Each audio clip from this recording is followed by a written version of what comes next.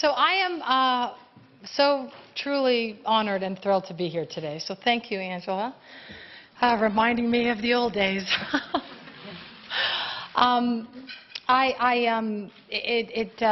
My heart's beating, and it is such an honor and thrilled to be here for so many reasons. I just came from standing with the Vice President and Attorney General Holder at a press conference to highlight the dire and immediate need to reduce domestic violence homicides. And here I am now with all of you in Washington, D.C. Very exciting day, the kind of day that that makes your diary burst into flames when you write about it that night. I mean, I have to tell you that I whipped out my cell phone and took a selfie with the VP when I met him. You understand? So I understand that I owe the honor of being here today to a very sweet Alina Selnick. Where are you? Hiding. Where are you? There you are, beauty. I wanted to point that out to everybody, who is Danny Selnick's daughter. And I want to thank you for throwing my name into the ring. And I understand that you're a fan of the show, but I also understand that you want to be a prosecutor when you grow up. So I thank you in advance for everything that you are going to do with your life. The website for the National Press Club describes this as a place where news breaks out and flows out into the world, where journalists train to become the next generation of storytellers. And all of that serves to reinforce not only what a huge and great honor this is to be here, but also the scope of this opportunity and the importance of this moment and of this day. You also say on the website that the stakes couldn't be higher. So I would like to say I could not agree with you more. When I was thinking about what I wanted to say here today in this place where news flows out into the world, I thought about my first encounter with the statistics of sexual assault and domestic violence and child abuse, and it was almost 15 years ago, I hate to say. I was doing research for my role on SVU. And there they were, and if you'll bear with me, I would like to repeat them, although Angela has already said them, because I think they are worth repeating and repeating and repeating. In this country, 1 in 3 women experience physical or sexual abuse by an intimate partner in her lifetime. 1 in 4 girls and 1 in 6 boys are sexually abused by the age of 18. Every 2 minutes in the United States, somebody is sexually assaulted. Every 9 seconds, a woman is beaten. Every day, more than 3 women are killed by an intimate partner, and every day, 5 children die of abuse and neglect. So, the statistics went on, and then the letters came. And at first, they were a few, and then there were more, and there were hundreds, and since then, of course, there have been thousands, sadly. So the women and men that were writing these letters to me, they didn't ask for an autograph, they didn't ask for a headshot. They disclosed their stories of abuse to me. And a majority of them had some version of the phrase, "I've never told this to anyone." So there I was holding in my hands the stories behind the statistics that I had just learned. There I was at work every day having these issues pressed into my soul, pressed into my consciousness. And they were imprinted on me. They changed my thinking. So I educated myself. I trained to become a rape crisis advocate. I joined a few boards. I got involved. And I was so proud, and still am, so proud to be on a show that was brave enough to go into a territory that nobody else was talking about. Obviously, I had my role to play on television, but after learning what I learned and after hearing the statistics and receiving these letters, I knew that I wanted to do more. And I wanted to play a larger role in helping survivors heal and reclaim their lives. So in 2004, I started the Joyful Heart Foundation. Our mission, as Angela said, is to heal, empower, and educate survivors of sexual assault, domestic violence, and child abuse, and to shed light into the darkness that surrounds these issues. So under the amazing leadership, I can't look at you because I get emotional, of our CEO, Miley Zambuto, we've raised more than $10 million. You don't have to go. Thank you. Okay, let me try that again. Anyway, we've raised over $10 million in private funds and served directly over 10,000 survivors and the professionals who care for them. We've connected with over 1 million individuals through our education and awareness initiatives and have championed crucial legislation and policy reforms, which again I'm very proud of, Sarah Tofty, to get justice for survivors. So while I'm not an expert on these issues, I proudly claim the title of advocate in the literal sense of the word, one who calls out to you. That's my inner self clapping for myself. Did you hear that? Okay, let the emotion pass. Here we are. Okay, so one who calls out for you on behalf of the thousands of survivors whose voices, whose courage, whose hope that I am honored to bring into this room with me today. So today, I want to talk about gardening. How about that for a left turn? When you buy a plant, it comes with instructions, right? It says, requires watering daily, thrives in sunlight.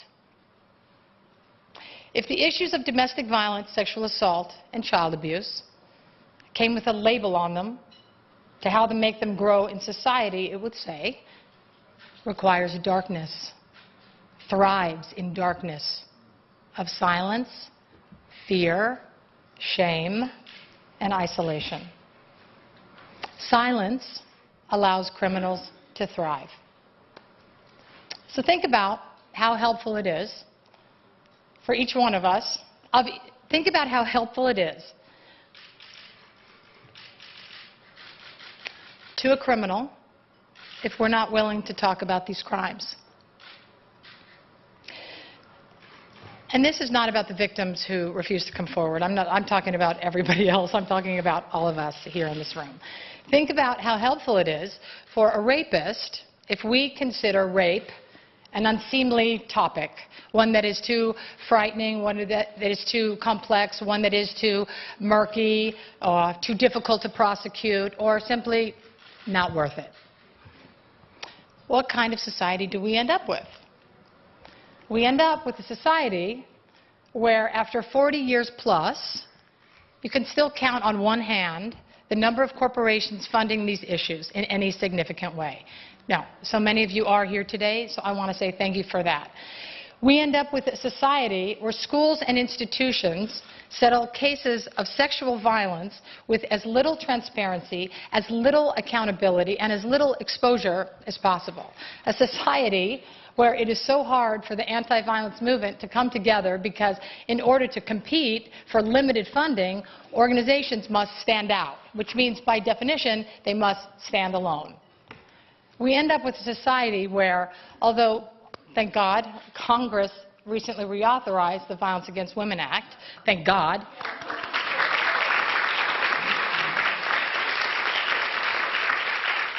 but we end up, right, with a society where 22 senators and 138 congressmen voted against it. It's unconscionable. It's unconscionable. We end up in a society where after a victim has been raped or beaten at the hand of a spouse, after the devastation of the trauma, she has to live through the trauma of how the society receives her. She has to survive the trauma of, we don't want to talk about that. We don't want to deal with that. We don't want to deal with that. She has to deal with the trauma. She has to live through the trauma of, what was she wearing? Why was she dancing like that? Why was she out so late? Well, what did she expect? She was asking for it. I'm sure he didn't mean it. But he's such a nice guy. Why didn't she just leave? So to me, one of the most shocking demonstrations of how we regard crimes, right, in our society is the backlog of untested sexual assault evidence kits, known as rape kits, which are sitting in police storage facilities across the country. Now, both because I feel compelled to talk about it every chance I get, and because it is such a clear and concrete example, please allow me to dig down into this issue for a second.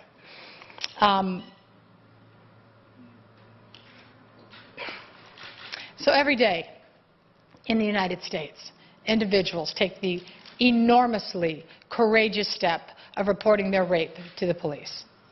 Now, because of what these individuals have suffered, their bodies are a living, breathing, feeling crime scene from which doctors and nurses collect a rape kit, right? This process of evidence collection typically takes between 4 and 6 hours. Now, one would assume that if somebody endures a 4 to 6 hour invasive exam, that evidence would be handled with care and immediately tested.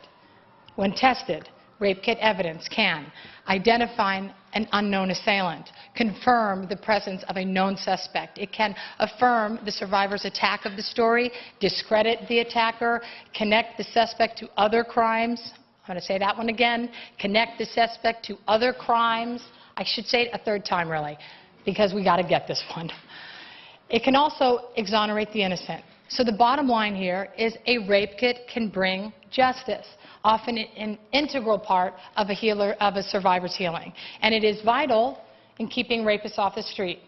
And yet, federal authorities estimate that there are hundreds of thousands of untested rape kits across the country. Hundreds of thousands. I don't get it. Polly Poskin, a leading sexual violence advocate, so perfectly summed this up when she said, if you have stacks of physical evidence of a crime and you're not doing everything you can with this evidence, then you must be making a decision that this isn't a very serious crime. Here's the good news. Jurisdictions have started to see the results of testing every single rape kit. New York City cleared its backlog of 17,000 kits and now tests every single kit that comes in. And the proof of the value of testing every kit? The arrest rate for rape jumped from 40% to 70% compared, right? It's huge.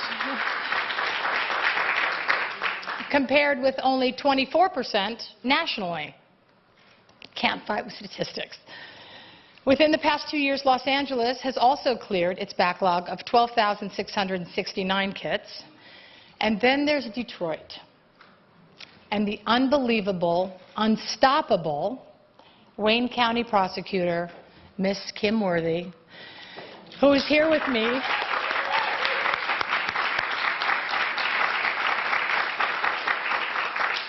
Who is here with me on the dais. And by the way, Kim, I really want to be you when I grow up.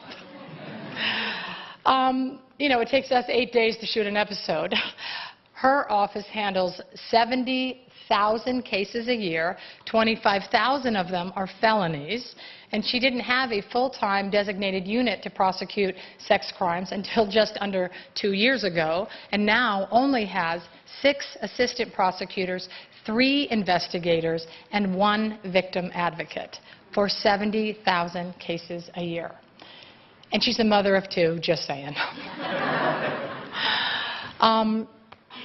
In 2009, Kim's office discovered that there were more than 11,000 rape kits rotting, literally, in a storage room in the Detroit Police Department. The National Institute of Justice, Lynn Rosenthal and Chris Rose, who's also with me today here on the dais, address the backlog, thank God. So we at Joyful Heart are so proud to partner with Kim and to NIJ for this work. And just weeks ago, this is very exciting, when the first 400 kits were tested and entered into CODIS, the National DNA Database, law enforcement were able to identify 29 serial rapists.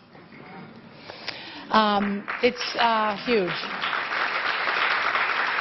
And that's only out of the first 400. We're talking about hundreds of thousands. So that just goes to show you and makes you think about what could have not been.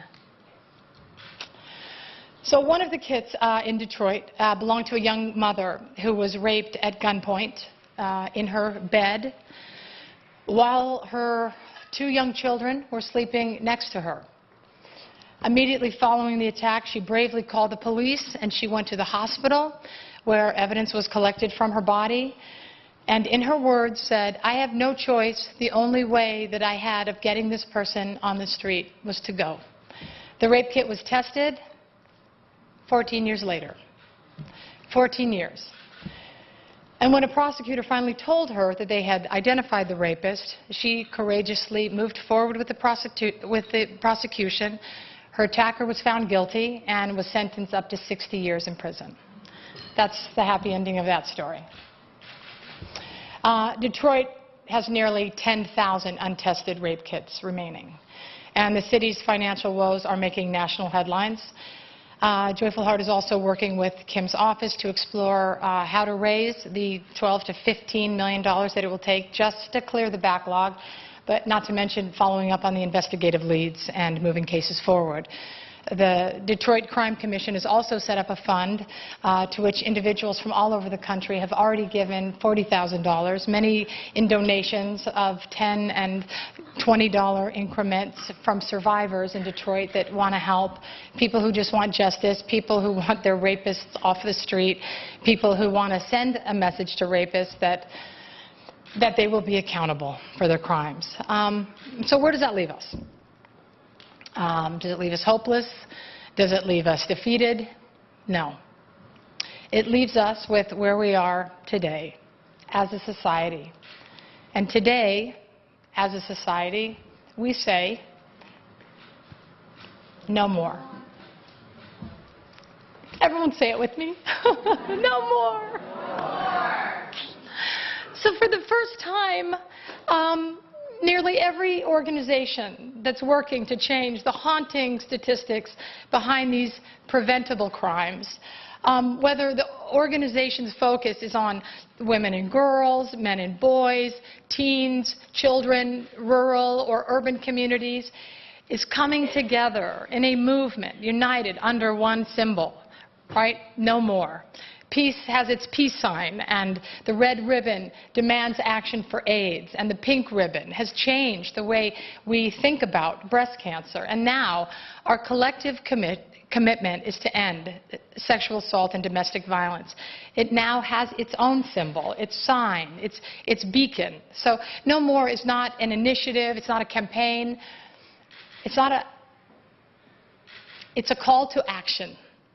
It's a movement to stand up and to speak out for every woman, for every man, for every child who is suffering from this violence. You know, in a movement for every victim struggling to find their voice. Perpetrators have relied on the fact that the movement to stop them wouldn't come together. They've relied on fragmentation. They depend on fear and silence to keep doing what they're doing. No More seeks to remove that shame and that stigma around surviving these issues, to make these issues easier for people to talk about, what we're doing here today, and to empower bystanders in every community to get involved in preventing them. You know, that's the thing that you think like, oh, what am I going to do? How am I going to get involved? How am I going to get involved? People think, well, who am I going to get involved? And that's what this is. It's for everybody to get involved. No more leaving it for others to find the answers. No more blaming survivors. No more standing by and doing nothing. No more has been years in the making. What began as an idea 3 years ago today has become a reality. And as people align themselves with this movement and the cause gains visibility, policymakers will take notice, leading to stronger public policies and more funding for prevention of services. And this means more funding for places like Wayne County and Kimworthy who need it. More funding for survivors to have their rape kits tested. Together, we can end domestic violence and sexual assault. Together, So today, you have the opportunity to play a role, and it's simple, really. Each of you has been given a pin displaying this No More symbol, and I'm asking you to wear it. As simple and as profound as that, it's just wear it. I'm asking you to share it, and I know that there are at least some of you in this room who question whether this will work, understandably. And the closest corollary that I can give you is the AIDS ribbon, right? AIDS was an issue that nobody wanted to talk about. It concerned sexual behavior and drug abuse, and people blamed, and there was a lot of stigma around it. But then when people started wearing the AIDS ribbon, it moved the issue out into the open, right? It encouraged people, it encouraged the conversation, the discussion, and ultimately it contributed to a better place for policies, for progress, and for, most importantly, combating the illness. So it's also helped change social norms, making AIDS-related discrimination less acceptable. So that's our wish for No More. And it begins here today in this room here today. So it's a moment. It's a big one. It's a big chance. So anyway, we all have a role to play in this. And I deeply encourage you to play yours to end domestic violence and sexual assault. And it may not happen in my lifetime, but I am committed to doing my part in bringing that about. And conversations like this are happening all over the city today, on Capitol Hill, on Twitter. And speaking of playing a role, the Wizards are playing the Milwaukee Bucks in a game that's dedicated to No More tonight. And so this is what a day looks like when these issues are pressed the way they ought to be pressed. And I obviously use that word deliberately because I believe that that is our job, right? Yours and mine, to press. We must press things out into the light. We must press our fingers on the button of the bullhorn to make the world listen. So, as members of the National Press Club, I urge you, please, to press on and indeed teach the next generation to do the same, I just want to say that when I started out on this journey, I was an actress and very happy that I just landed a gig on a TV show. Truly. And I didn't know that I would start a foundation. I didn't know that Joyful Heart would have a place in the first ever White House roundtable on sexual violence. I did not know that I would testify before Congress. I did not know that I would ever get to meet the President and stand with Joe Biden, my hero, who wrote the original VAWA legislation. I did not know that I would have the privilege of seeing survivors take the courageous steps toward healing and reclaiming their lives. And in short, I didn't know I'd be here today. So as I watch my diary burst into flames tonight, I will celebrate all of these things. And perhaps most of all, I will celebrate those things that we all don't know yet, but are within reach. So if we persevere, if we press on, again, in the National Press Club's very wise words, the stakes couldn't be higher. Thank you.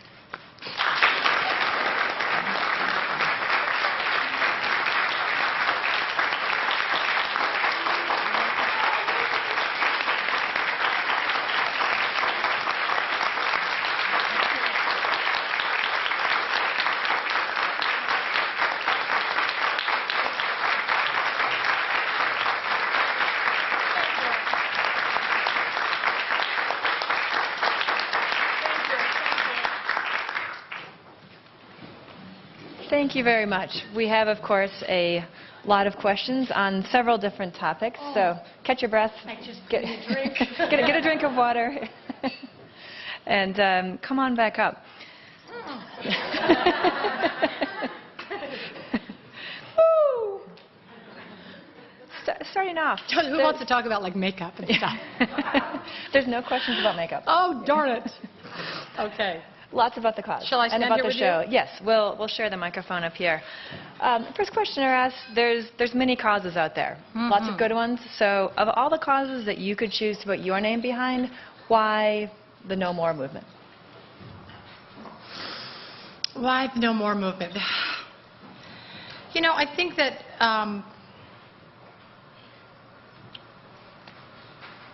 we're stronger in numbers. We're more powerful in numbers. Education, illumination, learning about how through my job, what I've learned and how these issues have, as I said, pressed into me. I've seen, as I started the Joyful Heart Foundation, I've seen so many different organizations, as I said, vying for the same things. And I think that dilutes, and it's about unity and coming together. And I've seen the way coming together and rallying around a cause and a survivor makes change. And when a group of like-minded people come together, the change is made. Where did you learn about the rape kit backlog? You talked a lot about what it is, why it matters, but how did you learn about that initially, and why did you pick that as one thing to focus on? And then one follow-up on that, where besides Detroit does progress still need to be made on that front? Okay, that's a two-parter. The first part is where I learned about the rape kit backlog was Miley Zambudu, the CEO of Joyful Heart, had just come back with meeting with Sarah Tofty, who was an expert on it, who I'm going to throw this question to in a minute. And when I learned about, as I said in my speech, one assumes that if somebody gets the evidence that can then seek justice, you assume, and I was so horrified and mortified and truly in disbelief and immense pain for everyone, knowing that that justice wasn't being served in this way. And I thought, as I said, it's a perfect microcosm of how these issues are regarded. So Kim and Sarah, Kim can speak and Sarah can speak about where the other places are, like Detroit, if I may invite you up to answer that. Thank you. That's a great question. Where else, what other cities are struggling with untested rape kits and the backlog? The big answer is we're not sure because we only have estimates at the moment. Like Mariska said earlier, you know, hundreds of thousands of untested kits, perhaps in police storage facilities across the country. But the fact is, very few, only 2 states actually track what happens to rape kits once they're collected from victims. That would be the state of Illinois and the state of Texas, and very few other cities. So we're not sure. And one of our big reform pushes is to get the federal government and other states to actually require that police report out publicly what they're actually doing with rape kits. Because in our experience, once a city announces a rape kit backlog, we can find the resources and the political will and the public outrage to make the changes that are needed. I can say that every city we've ever looked at, any city we've ever asked or pressed for numbers, has ended up with backlogs, you know, at a minimum of 1,000 or so, but usually in the multiple thousands, you know, 10,000 or so. Lots of cities are struggling with this, but again, those that have acknowledged it, like Los Angeles or New York or Cleveland or Detroit or Houston or Dallas, those are cities that have publicly acknowledged backlogs. They're all actively taking steps now to fix it because it's just too embarrassing not to.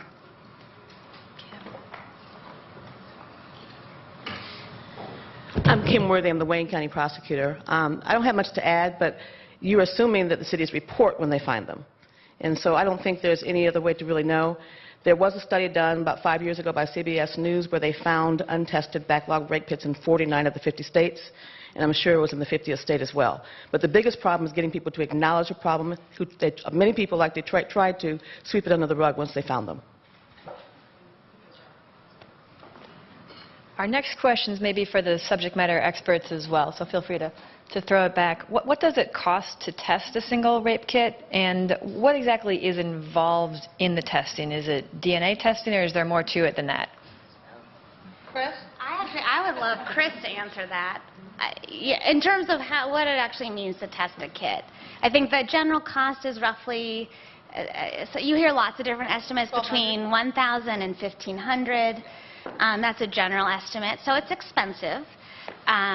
But we've also, our experience has been that it's not just about the resources. Once a community commits to and prioritizes testing, they find a way to find the money. I'm Chris Rose, Deputy Director at the National Institute of Justice, which is the research arm of the U.S. Department of Justice.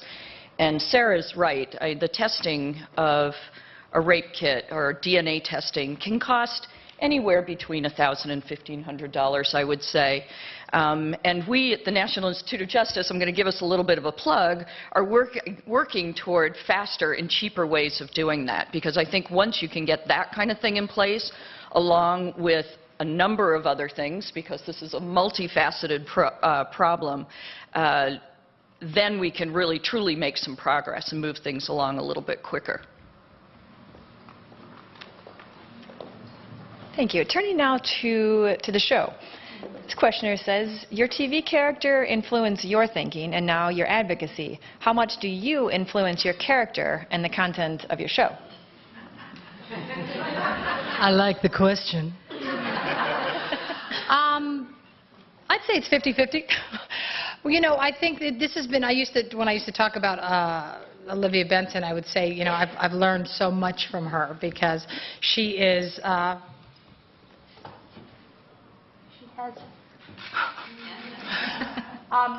excuse me for reaching. She has, we can still be polite. That's sort of her motto, is fearlessness. It's not that she doesn't have the fear. It's that she does it anyway, because it's not about her. It's about, she's Mama Bear. She's a lioness. And what's been so exciting about this process, and about me needing to do something from my outrage, and if I could just, to say to Sarah and Kim, for me, I was a civilian. I learned about the rape kit backlog. I was like, what? I couldn't believe it. And everyone that I've told about it has responded the same way, because, as I said, we just assume if you get a rape kit done, you assume that it gets tested. So when you learn about all these things and why they don't, it's a call to action. It pushes you into action. So in terms of Olivia, what's been exciting is that first I wanted to do something, and that she influenced me.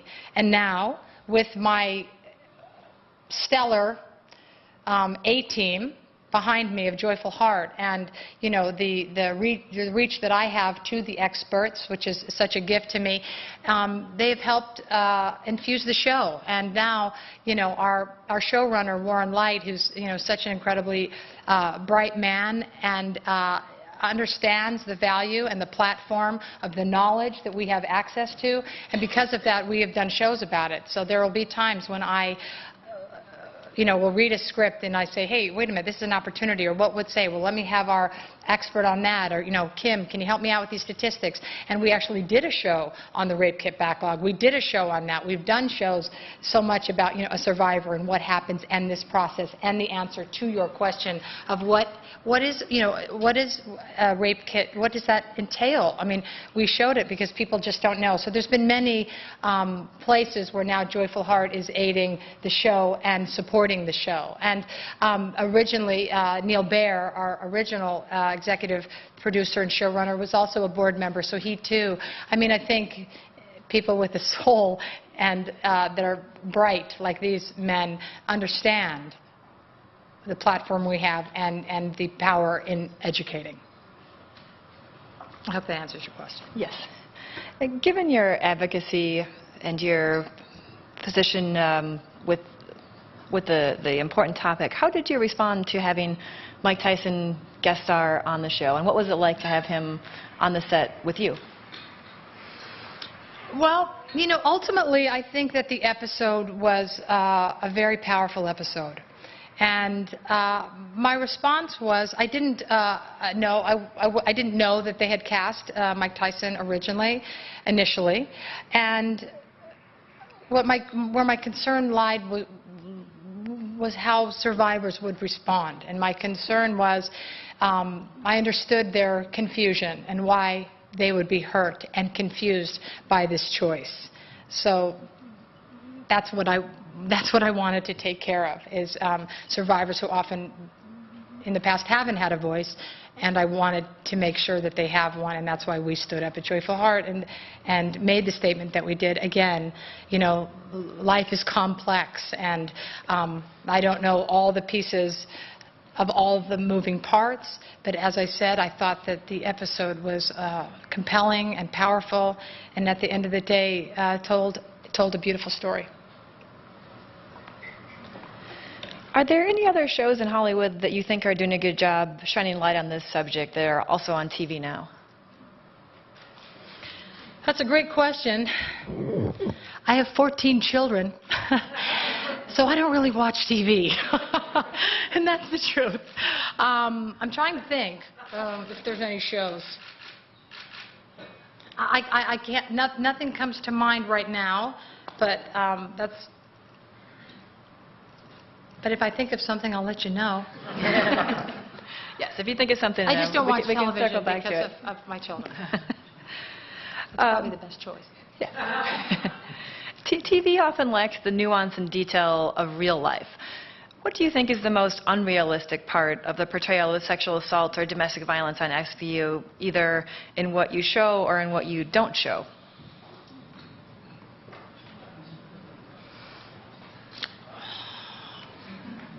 What is the most unrealistic part?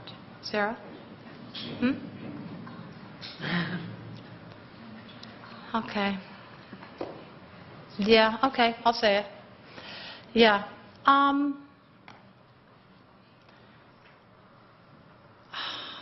think that Olivia Benson and the members of the Special Victims Unit on SVU are extremely compassionate and well-versed in these issues and knowledgeable and empathetic, and maybe sometimes not every survivor or victim is met with the compassion and the respect that they should be met with.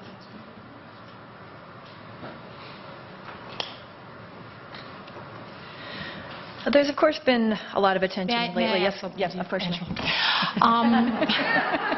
Well, because you know that's a big question, and there's many issues. I mean, for example, SVU detectives in real life don't deal with homicide. That's the first thing. So in the show, because we have 40 minutes, 42, to tell a story, obviously I deal with homicides on the show, and that are linked. Obviously, most people know that.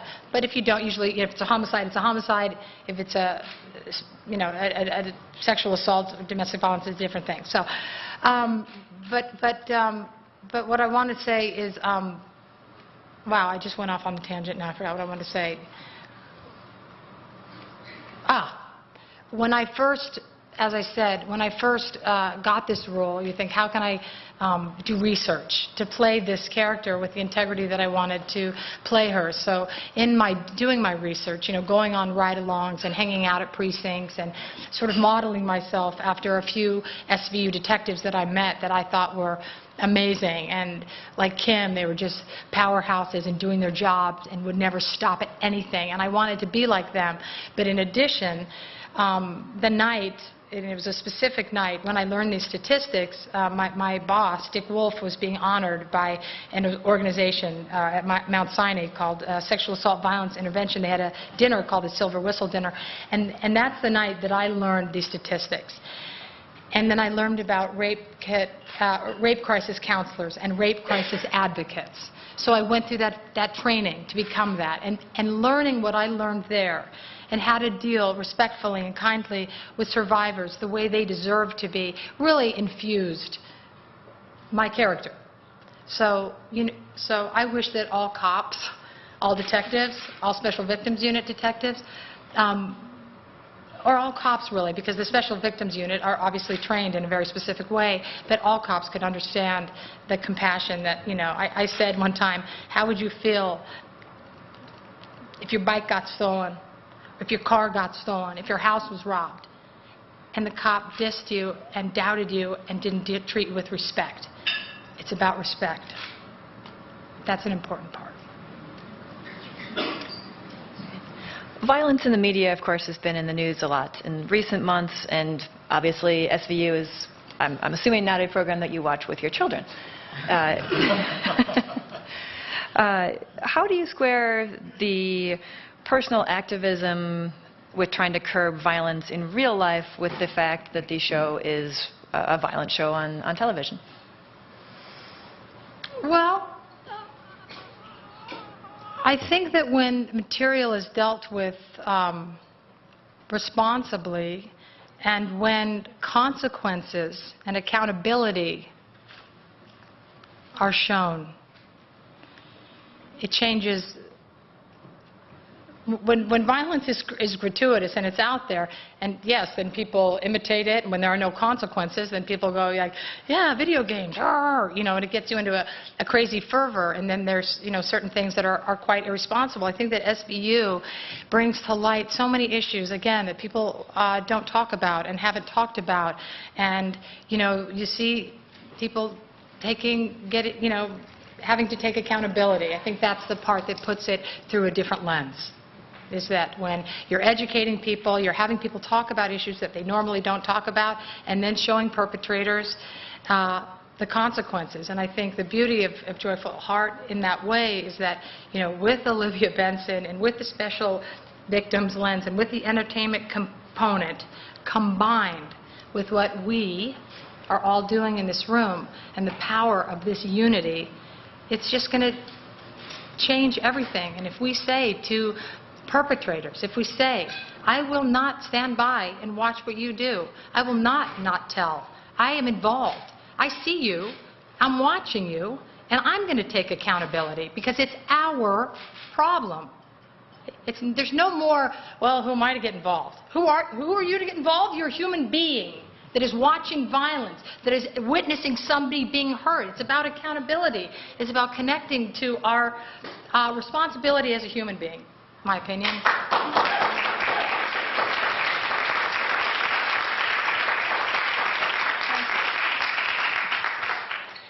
Now you get me all hot and bothered. You guys are going to be watching the show going, she's mad now. Oh, she's not kidding. She means this.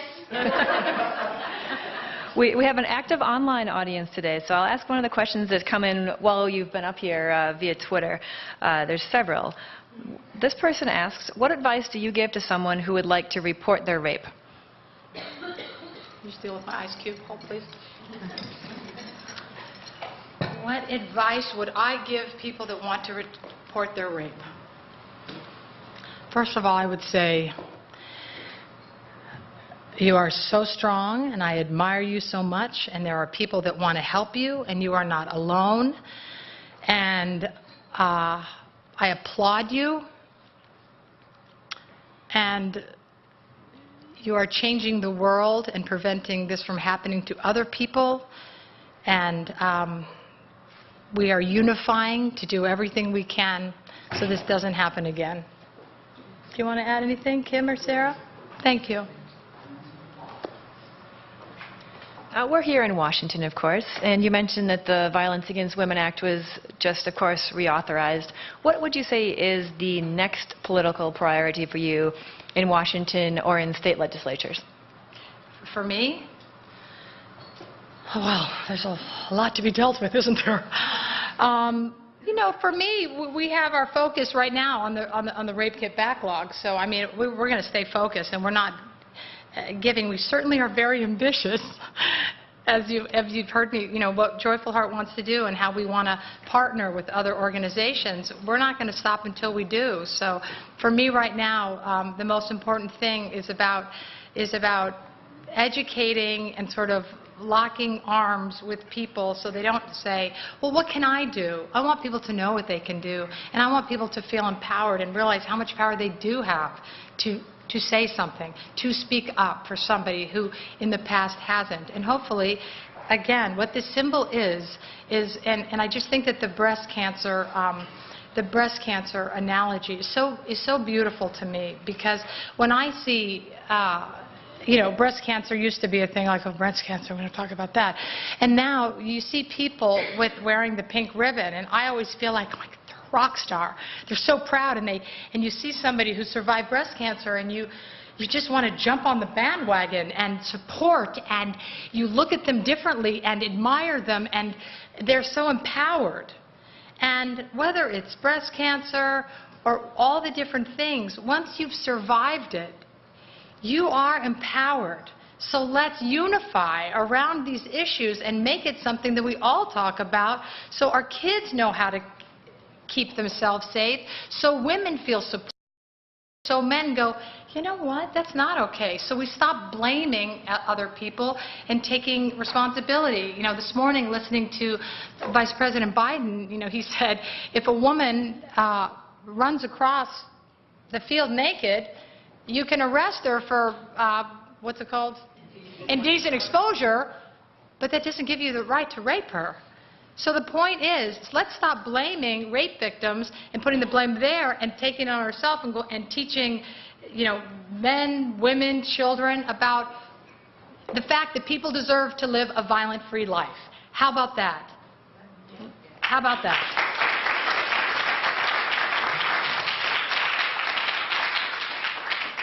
This questioner says, we're seeing more and more celebrities come to Washington to lobby for a cause, and while some might think it's publicity-oriented, why is it important for you to come to the Capitol to talk about a cause, and do you worry about celebrity backlash for your issue?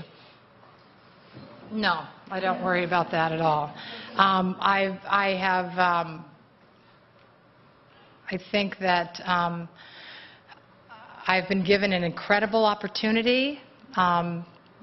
As far as I can understand the issues from where I stand,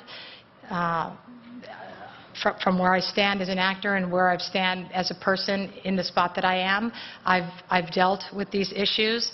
I've seen the power of the community and how it affects survivors. I've seen lives change. I've seen people have their life back. I've seen people begin again. That moves me deeply. The other side of that is I've also seen people, after they were victims of sexual assault and domestic violence, give up. And I used to describe it as you see the lights go out, or people to think that they're not worthy because somebody did something to them. How is that right? You're not worthy because somebody did something to you? No, no, no. They're not worthy, not you. So to encourage survivors that may have a skewed vision of their beauty and their worth, sometimes you need to refocus. I'm passionate about refocusing the blame where it needs to be. Again, how convenient is it for a perpetrator if we're not talking about it? We're saying it's not important, go ahead, do it again. By being in this room today, by writing about this, by educating people that don't know about it, they're not going to have that much leeway. They're not going to have it. So I feel moved by my heroes that are making a difference, Kim Worthy and Sarah and Miley and everyone in Joyful Heart that has devoted their life, and everyone in all of our partners. I mean, the people that came up with the No More campaign, I should actually take credit for that today. When I thought about, when I first came up with this, it was funny because I love blue. But they're saying the people that I sit around brainstorming, this is a train I wanted to get on. This is a train that I'm going, we're changing people's lives, you're giving them their lives back. So celebrity backlash, not so much, because I started the Joyful Heart Foundation. So, I didn't sign up for the day. I'm sort of in for the long haul.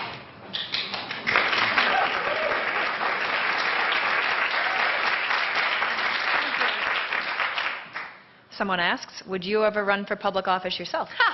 That's a good one. I could get used to it up here. Not that I see, but thanks so much for asking. We are almost out of time, unfortunately, but before asking the last question, we have a couple housekeeping matters to take care of. First of all, I would like to remind you about our upcoming luncheon speakers. On March 15th, we have Thomas Drake, who is a National Security Administration whistleblower, and he'll be our Sunshine Week speaker. On March 18th, we are having a special speakers breakfast with the Republican National Committee Chairman Reince Priebus. He will talk about the forward strategy of the Republican Party. And on March 20th, we have Kathy Calvin, who is the President and CEO of the United Nations Foundation. She will discuss the public charities' work in supporting the mission and programs of the United Nations. Second, I would like to present our guest with our traditional National Press Club coffee mug. We hope to see it on the set sometime soon. Hey, Olivia, where'd you get that? Thank you.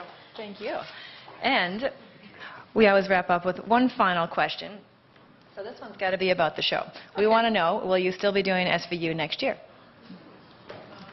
You little devils, you. Will I be doing the show next year? I certainly hope so.